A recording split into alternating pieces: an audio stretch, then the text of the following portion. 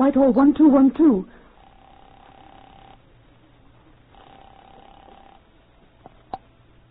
This is Scotland Yard.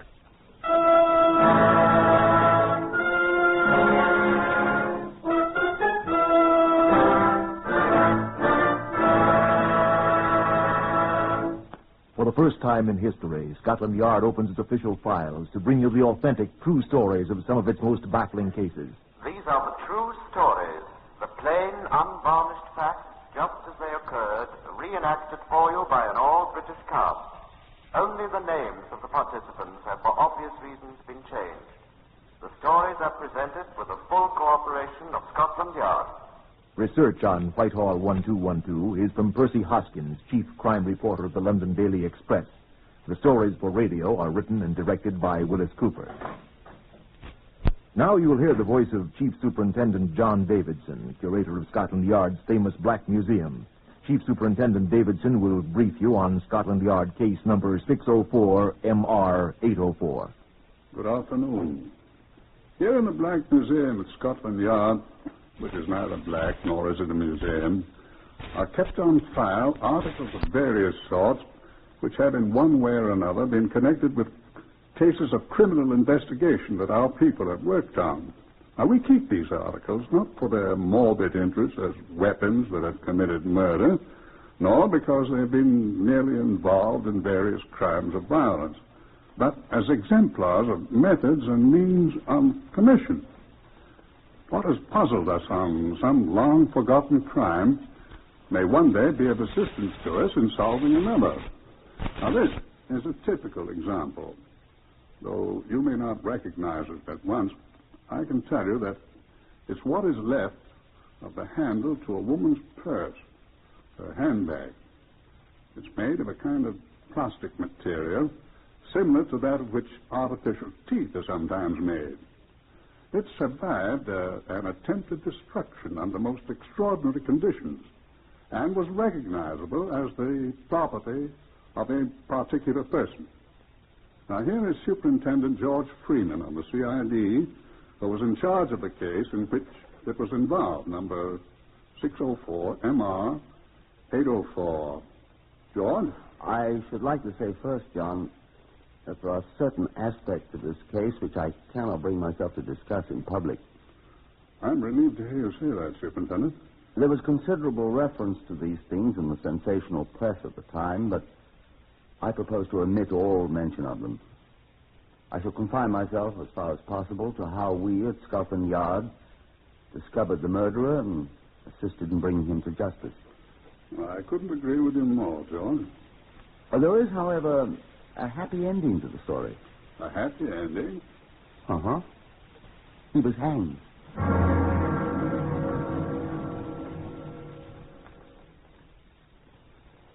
On an afternoon in 1949, Mrs. Minerva Bannamon, a well-to-do 68-year-old widow, walked out of the Kensington hotel in which she lived. She was never seen again. Woman Police Sergeant Elsie Rice was assigned to investigate. I was present when she made her report. On inquiry at the hotel, I determined that the last person to have seen Mrs. Bannamon alive was a Mrs. Beatrice Miller, another resident of the hotel. Did you speak to Mrs. Miller, Sergeant? I interviewed her, yes, sir. Her conversation was as follows, according to her account. Mrs. Miller, are you going shopping? Mrs. Bannamon, no, I'm going down to Crawley with Mr. Hughes. Who's Mr. Hughes, Sergeant? He's a young businessman, an engineer, according to Mrs. Miller, who sometimes shares a table at the hotel dining room with Bannamon. Have you interviewed this Hughes? No, sir. He was not at the hotel, and there wasn't anyone who knew his business address. I left a message saying I'd call on him this evening at 8, sir. Very well, Sergeant. Thank you, sir. I turned my attention to other matters of more pressing importance than a report on a missing woman. Sergeant Rice reported to me the next morning. I interviewed that Mr. Hughes last night, sir. Hughes. Oh, yes, that missing woman. Mrs. Minerva Bannamon, sir. Uh-huh. Sit down, Sergeant. Thank you, sir. He stated that he did not meet Mrs. Bannamon. What's that? He agreed that he did have an engagement with her, sir. He was to drive her to Crawley, where he had a small manufactory. What for, did he say? To look at some fingernails, sir. Some what? Some sort of plastic artificial fingernails he's invented, sir. By any chance, was she going to invest money in this thing? He said she was, sir. Mm-hmm. But they didn't go there, you said? That's what he said, sir. When was this? 2 days ago, sir, on Wednesday. I don't like that investing business, Sergeant. Artificial fingernails. It's absurd, isn't it? No, sir. Huh? Some women wear them, sir. They come in different colors. Are you serious? Yes, sir. Yes, sir. But she didn't show up. Probably got suspicious. He's a suspicious-looking chap, Sergeant? Artificial fingernails. I didn't like him, sir. Woman's intuition. No, sir. He's a little too smooth to suit me. Greasy. Greasy hair, greasy face, revolting little black moustache. All right. I'm sorry, sir. I suspect the old girl got the same impression you had, Sergeant, and ran out, clutching her investing money to her ample bosom. She was a small, active woman, sir. You got her description? Yes, sir. Wearing a black Persian lamb coat, dark burgundy dress. A what dress? Red, sir. Carrying a small handbag with a large plastic handle. Hair white, complexion ruddy. Wore false teeth, both upper and lower plates. Jewelry, a gold bracelet, at least 4 rings, 2 of which were set with large diamonds. An old-fashioned watch with gold breastpin in a fleur-de-lis shape. Oh. All right, Sergeant, I'll take your word for it. Yes, sir. I'm much more interested in this investment business. We'll find the old lady with such efficient people as you, Sergeant. Thank you, sir. But this fellow Hughes, where's his factory? Crawley, you said. Crawley, yes, sir. Near Horsham, sir. Between here and Brighton. Yep. Superintendent Freeman here. I want the police station at Horsham. Telephone's a great invention. I keep thinking of that American cinema actor. What's his name? Meach. Hello? Horsham Police Station, Sergeant Hodge. Superintendent Freeman, Scotland Yard, Sergeant. Oh, yes, sir. Look here. You know a chap named Hughes has a factory of some sort of Crawley? Know him by sight, sir. Very dapper chap. Black hair, small black moustache like Hitler's. That's the one. There's a tiny shed. You hardly call it a factory, sir. On Leopold Road in Crawley. Yes, sir. Saw him just the other day, sir. When was that? Wednesday, sir. 2 days ago. You sure of that, Sergeant? Yes, sir. He was with an elderly lady, sir. A lady in a Persian lamb coat, I think it's called, sir. Here, give that description to Sergeant Rice. Yes, Sergeant. Yes, sir. Sergeant Rice here. Yes, I'm a sergeant. What? Persian lamb? Yes. Dark red dress? Yes. Red face, white hair. Handbag with a big handle. Funny old-fashioned watch. Let's have the phone, Sergeant. Wait a sec. Yes, sir. Where did you see them, Sergeant? Walking down Leopold Road together, sir, toward this factory of his, sir. No mistake, Sergeant. Oh, no, sir. No mistake. Seen him since? No, sir. Send a man over to this factory right now and have him stay there till Hughes shows up. Yes. I want to see that man, Hughes, at once. Pick him up and let me know when you've got him. Yes, sir. Well, Sergeant, I think you're right in not liking Mr. Hughes. What's up, sir? Well, for one thing, he's a liar. And second, we'll see. CRO, please. Criminal records officer. Yes, I will. How did that sergeant at Horsham know the description of Mrs. Bannamon's clothing, sir? Was she... Hello? Who is it speaking? Oh, good morning, Murphy. Superintendent Freeman here. Look, do you have anything on a man named Hughes? What's the rest of his name, Sergeant? John George, sir. Age about 40. John George Hughes, at present at Crawley, about 40. Dark hair and moustache. How tall, Sergeant? About 5'7" or 8, sir. 5'7" or 8. The man said to be an inventor of sorts. Has a factory at Crawley in West Sussex. Could you check quickly for me, please? Good. I'll be here in my office. Thank you. What were you saying, Sergeant Rice? I was asking how that sergeant at Horsham knew about the clothing Mrs. Bannamon was wearing, sir. He said... Oh, excuse me. Superintendent Freeman. Yes, miss. Oh? What's that number? 86522.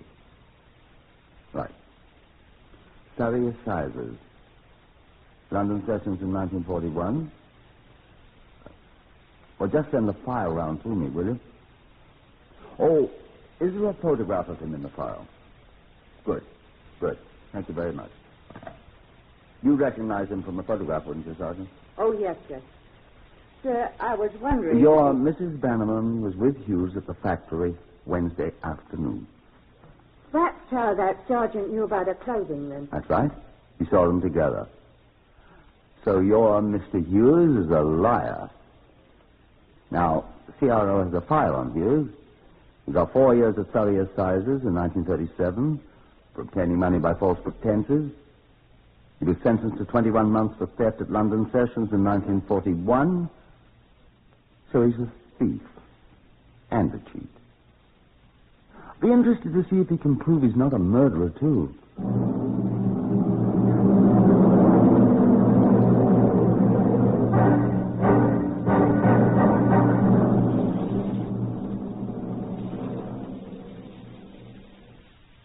I sent people to the Kensington Hotel where Hughes lived, and which was also the home of the missing Minerva Bannamon. She had not returned. Hughes' room on another floor had not been occupied. I again telephoned the police station at Horsham, which is 4 miles from the village of Crawley, where Hughes had his fingernail factory. He had not been seen at all. The door to the place was still padlocked, they told me. Sergeant Rice came into my office. Afternoon, sir. Where have you been, Sergeant? Communications, sir. I worked up as complete a list as I could of the jewelry Mrs. Bannamon was wearing and had it sent out on the teletype. All police stations? All stations, sir, including Horsham. Don't think you'll get very much from Horsham. Sir, don't you think it'd be a good idea if I ran down to Horsham and had a look at that factory of Hughes? Well, what do you expect to find? I might find Mrs. Bannamon, sir. Sergeant Rice, I've never told you what I think of women detectives, Sergeant. Have I? No, sir. I think the rank of woman detective sergeants should be abolished. Yes, sir. And then I think they all ought to be promoted to chief superintendents, to remind the superintendents to keep their minds on their jobs. Come along, I'll go with you.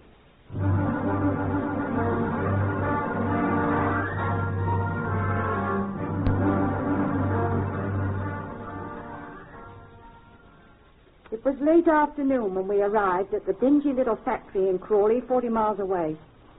Sergeant Hodge from Horsham was waiting for us. Good evening, sir. Evening. I came straight over here when you telephoned, sir. I let my men go for an early supper, sir. I'll relieve them for a while. Let's have a look at the place, shall we? Come along this way, sir. Not very inviting, is it, Sergeant? No, Sergeant. I haven't seen him at all, eh? No sign of him, sir. This is the door, sir. Padlocked, you see, sir. The only door, Sergeant? Yes, Sergeant. Hate to smash that padlock. How about one of these windows? They're locked, Sergeant. Only those 2 windows? Yes, sir. So dusty, I can't see through them. Careful leaning against that window, Sergeant. You'll break it. I did break it, didn't I? Are you hurt, Sergeant Rice? Are you hurt, Elsie? I broke a fingernail, I think. I told you not. I'm so clumsy, Sergeant. Well, at least I can see through the window. Don't cut yourself, Sergeant. There's something lying on the floor in there. See who it is.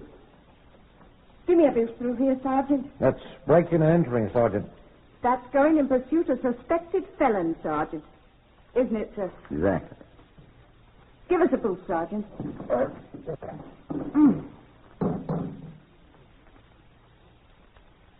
Can you see who it is in there? Not a body. Looks exactly like one, though. What is it? Seems to be some old clothes, suit of rubber things, trousers, coats. Laboratory clothes, I expect. Nobody in here, though. Don't see anybody. Floor's hollow, though. Maybe something under there? I'm coming in. Here, Sergeant Hodge, give me a hand. Right, sir. That's good. Shall I come in, sir? Come on. Right, sir.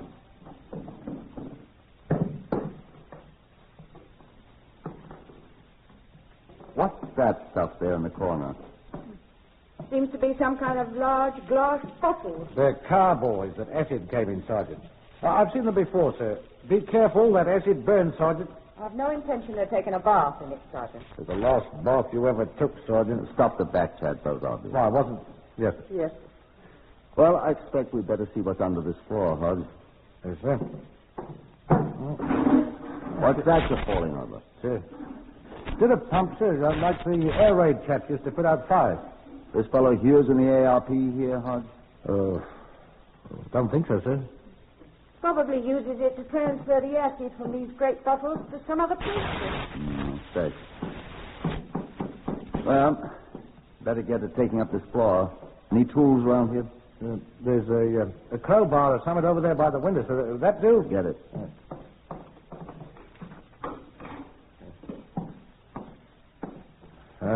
Where'll I start, sir? Here, I think this board's loose. Let's get it up. Come on. Just what do you people think you're doing here? I know you, young woman.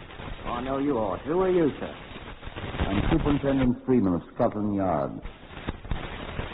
You are John George Hughes, I take it. I am, and I'm the bloody owner of this bloody place. I was rather expecting you, sir. As for you, Sergeant Royce, I'll tell you at once, Mrs. Bannamon is not here. You were with Mrs. Bannamon the last time she was alive, Mr. Hughes. Where, sir? Here in this town on Wednesday afternoon. I was not. You were seen and recognized. Well, I can only say that whoever says he saw me, whether is mistaken. I was in London. Are you mistaken, Sergeant Hodge? No, sir, I am not. Well, sir, I assure you, Mrs. Bannamon is not here. Do you know where she is? You said she had vanished into thin air. Miss Rice, is that right? I said she disappeared. Into thin air, you said. Oh, somebody said. Maybe I said. Mr. Hughes, I should like you to come up to London with me. Why? I should like to have your answers to a few questions. About Mrs. Bannamon? Yes. Well, all I can tell you about Mrs. Bannamon is that you'll not find her here. Or any other place. Really, I should advise you to come to London and answer my questions, Mr. Hughes. Will you arrest me if I don't? Very probably. On what charge, Superintendent? Suspicion of murder? It's possible. How do you know Mrs. Bannamon was murdered? If you can't find her body. You're quite a clever man, Mr. Hughes. And you won't find her body, my good man. There's no corpus delicti. I'm going to give you a short lesson, Mr. Hughes, in criminal law. The phrase corpus delicti is from the Latin and means the body of the crime, not the body of the victim of the crime at all. If it's proved that Mrs. Bannamon met her death through criminal agency and intent, that one simple fact will be the corpus delicti, whether we ever find Mrs. Bannamon's physical body or not. In that case, anyone remotely connected with the affair is quite likely to find himself in for an unpleasant time.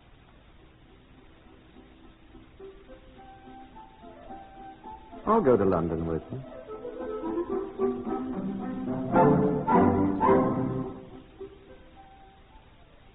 Such methods don't always work.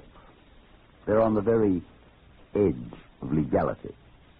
It's only in a court of law, in a trial after a person has been duly charged with the commission of a crime, that he's required to answer any questions and then under oath. But a prudent man welcomes the opportunity to speak out. His refusal to do so is highly suspicious. Mr. John George Hughes chose to answer freely. It was next morning at Scotland Yard I asked him, among other things, how is it that the constables on duty at your factory did not see you enter the place, Mr. Hughes? Because I came there directly after my interview with your Miss Rice, before the constables were assigned to watch my factory. I suspected they'd have the police on me, and I didn't want them mucking about in the factory in my absence. Then you'd been in that place at least 2 days without going out. Longer than that. What were you doing? Various things. Keep them hidden mostly. You still maintain that Mrs. Bannamon didn't come to your factory? Before this occasion, yes. But she always left, Superintendent. But this time, she didn't. She didn't come there this time. I told you. Excuse me.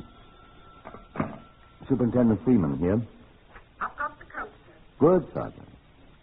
Is it hers? That Mrs. Beatrice Miller, sir, who first told me about Mrs. Bannerman. The last person who saw her at the hotel, remember? I know. She identified it as Mrs. Bannerman. We'll have to prove it, Sergeant. Mrs. Miller thinks she can do that, sir. Very well, carry on. Mr. Hughes, I may as well tell you that a party of CID people are now at your factory in Leopold Road, Crawley, with a search warrant. Well, they won't find anything. They've already found something. Some of my personal property, I suppose. I know they haven't found Mrs. Bannerman. They found a cleaner's ticket for a Persian lamb fur coat. In your name. A friend of mine asked me to have it cleaned for her. What is her name? Mrs. Diana Thorpe. Where does she live? I don't know her address. She's gone to Dover to visit her sister.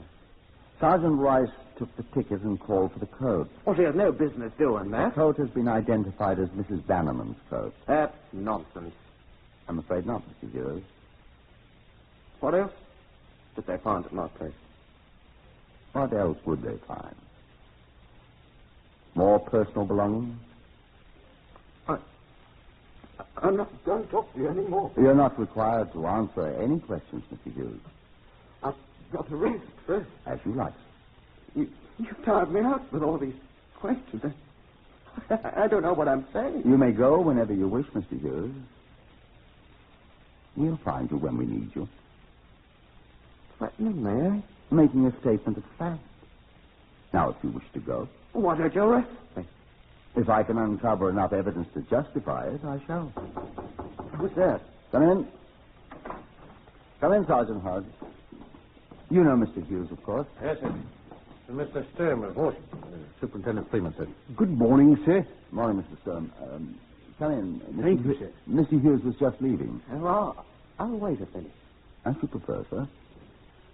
Well, Mr. Sturm. Mr. Sturm is a pawnbroker, sir, in Horsham. This is Mr. Hughes. Last time I saw him, his name was Whitaker. You're a liar. Please, Mr. Hughes. And when did you see this gentleman last? When he Sturm? bought this with me for 17 quid.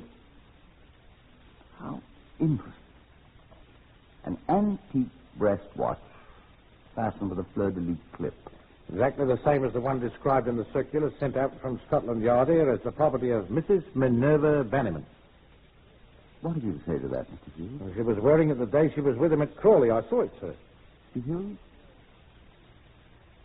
I never saw it in my life. You walked it with me, Mr. Bloodywell Whitaker Hughes. Oh, excuse me, sir.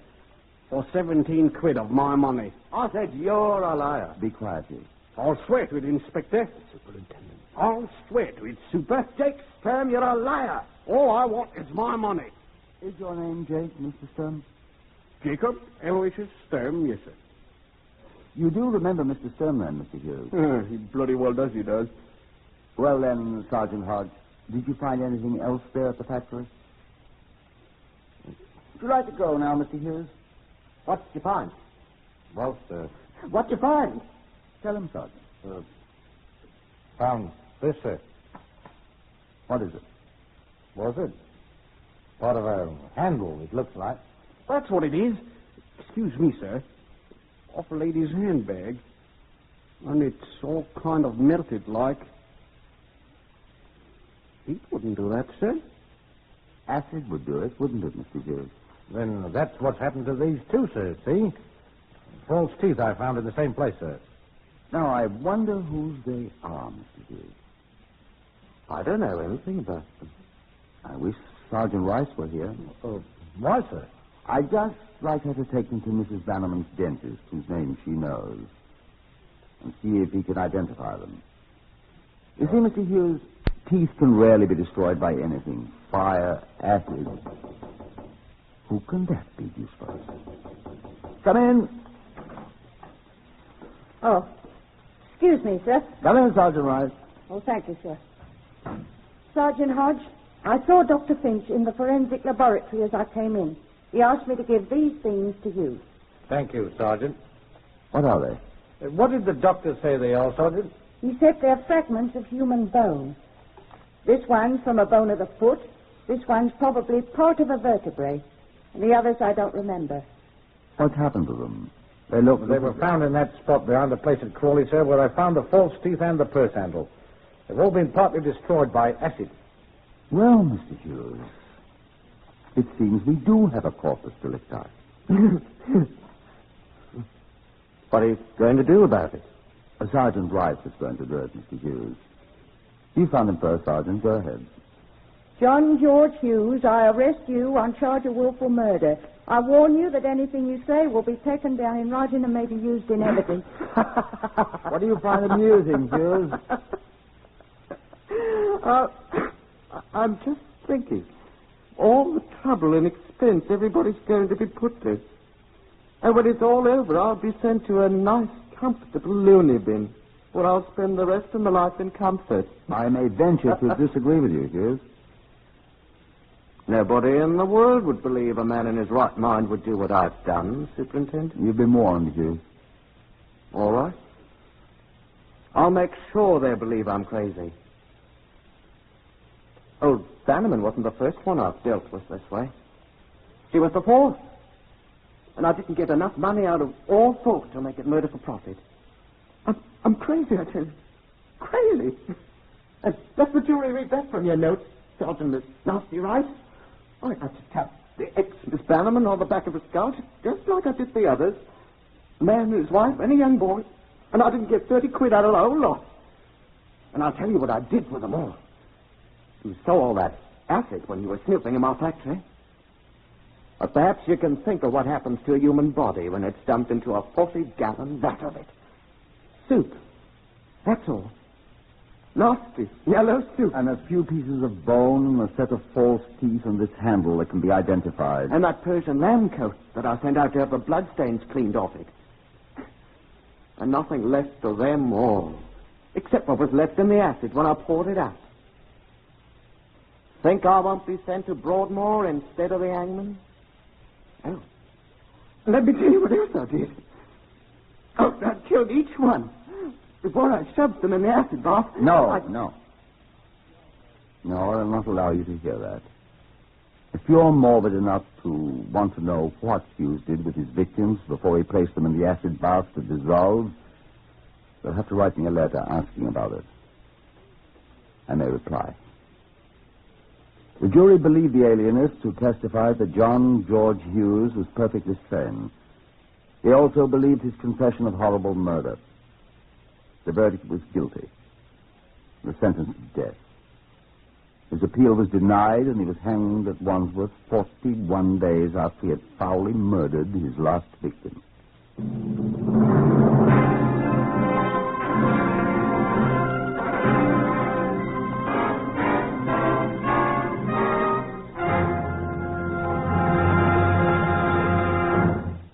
You have heard another in the series Whitehall 1212, compiled from the official files of Scotland Yard.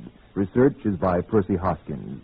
Among those heard today were Horace Brame, Harvey Hayes, Joe Huntley Wright, Lester Fletcher, Guy Spall, and Gordon Stern. These stories for radio are written and directed by Wyllis Cooper.